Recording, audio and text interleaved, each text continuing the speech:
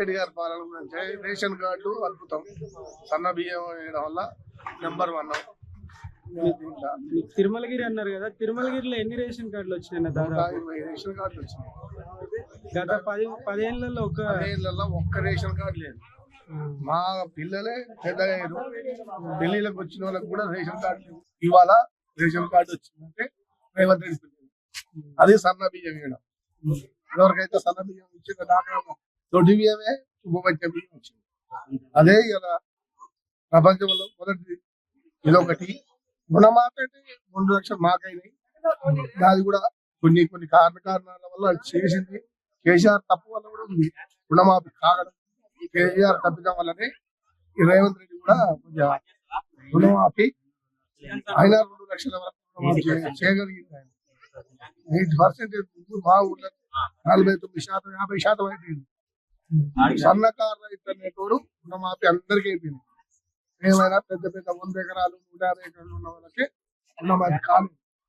ఇవాళ రైతు బంధు కూడా ఇంకొకటి బోనస్ లా సన్న వడ్లకు బోనస్ ఇచ్చింది. అది కరెక్ట్ రైతుకు చెందుతుంది, దళారికి చెందదు.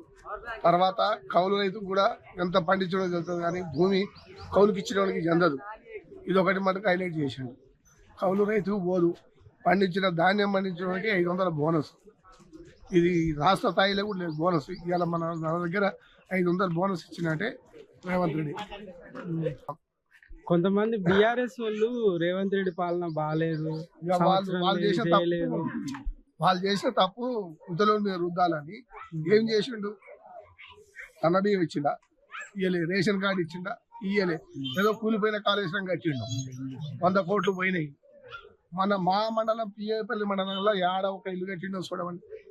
ఇవాళ ప్రతి ఒక్క ఊరికి 20-25 ఇల్లు కడుతుంది రేవంత్ రెడ్డి ఇచ్చినాయి కదా. ఇవాళ ఒక్కొక్కరికి ముగ్గులు పోసి పేదోళ్ళకి ఇల్లు లేనోళ్ళకి గూడు కట్టిస్తుందంటే రేవంత్ రెడ్డి. డబుల్ బెడ్రూమ్ అంటే యాడ్ను ఒక గుంపు కూలి 5 పడావ పడి సర్కార్ జట్లు పులుస్తున్నాయి. రేవంత్ రెడ్డి పాలన అద్భుతంగా ఉంది. ఇప్పుడు